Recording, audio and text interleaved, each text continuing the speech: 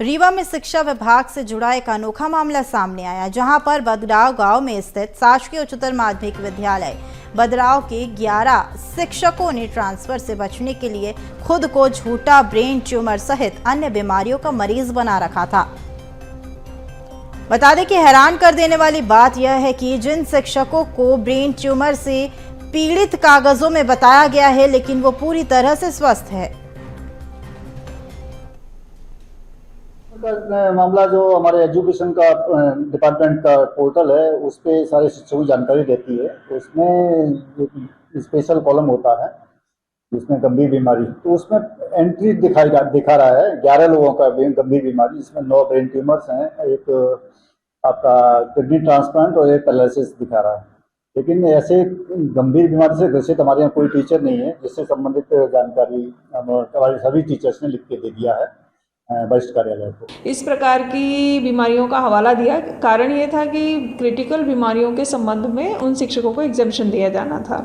जब नई काउंसलिंग शुरू हुई तो ये विषय संज्ञान में आया कि ये गलत जानकारियां दी गई हैं, इसलिए जो 28 को काउंसलिंग है उसमें हम लोगों ने मेडिकल बोर्ड 3 से अधिक बैठाने का निर्णय लिया है कि जितने भी ऐसे लोग हैं जिन्होंने इस प्रकार का क्लेम किया है वो मेडिकल बोर्ड के समक्ष उपस्थित होंगे।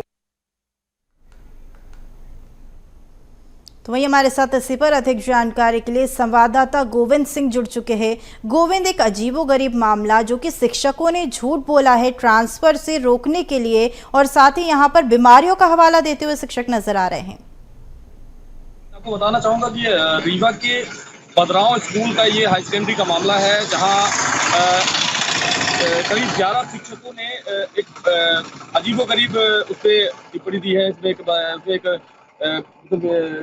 अपने टेक्निकल इशू बताते हुए एक हवाला दिया है कि हमारा जो है तो ब्रेन ट्यूमर और कई क्रिटिकल बीमारियों का हवाला देते हुए उन्होंने कारण दिया है। तो हालांकि इस पे हमने जानकारी लेनी चाहिए तो प्रिंसिपल ने टेक्निकल प्रॉब्लम बताई है कि कंप्यूटर में इस वजह से इस तरीके की फीडिंग हुई है। हालांकि इस पे कलेक्टर महोदय का कहना है कि इस पर अतिरिक्त जो शिक्षक हैं वो अलग अलग स्कूलों में ट्रांसफर के लिए एक नियम है, जिसमें जो भी शिक्षकों को जो भी बीमारी होती है उन पर ट्रांसफर रोक दिया जाता है।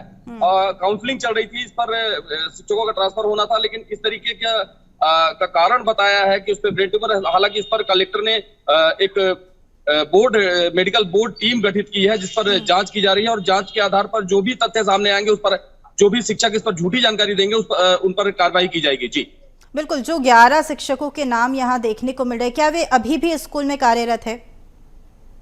अभी स्कूल में कार्यरत है। हालांकि उनका ये कहना है कि वहाँ पे कोई भी किसी भी शिक्षक को कोई बीमारी नहीं है, ये टेक्निकल इशू है, इसकी वजह से ऐसी जानकारी गई है। हालांकि ये जांच का विषय है, कलेक्टर ने इस पर जांच के आदेश दिए हैं, मेडिकल बोर्ड की टीम गठित की गई है।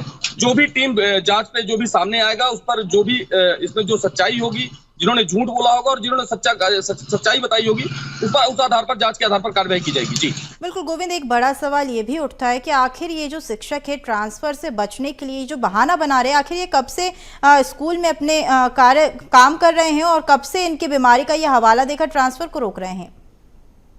जी आपको बता दूं, काफी समय से ये शिक्षक यहाँ पे कार्यरत हैं और ये नहीं चाहते थे कि इनका जो है तो ट्रांसफर हो पाए, और इसी वजह से ये बहाना इस तरीके का हवाला दिया है कि हमें ये बीमारी है, हमें क्रिटिकल बीमारी है। उसमें एक ऑप्शन होता है सिस्टम में, जो भी क्रिटिकल बीमारियां हैं उसकी वजह से उनका ट्रांसफर रोक दिया जाता है। बिल्कुल, अब देखना होगा कि कलेक्टर के आदेश के बाद क्या कुछ कार्रवाई शिक्षकों के ऊपर होती है। तमाम जानकारी साझा करने के लिए बहुत शुक्रिया।